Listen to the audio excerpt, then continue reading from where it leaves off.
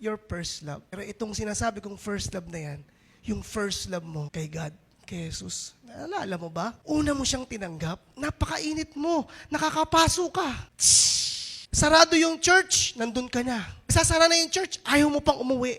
Pero, yan ang gustong steal ng kaaway. Hindi naman niya mai-steal kung ano yung wala ka. Kung anong meron ka, yung init, yung alab, yung first love na natanggap mo kay Jesus, kukunin niya yan.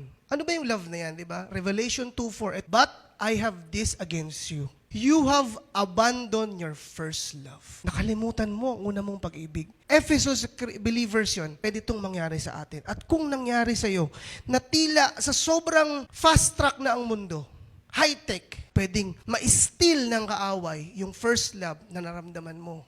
At ito paalala sa atin. Bumalik ka sa dati mong ginagawa. Ibalik mo ang dati mong alab. Hindi yung love mo kay God yan ha. Referring yan sa love ni Lord sa iyo.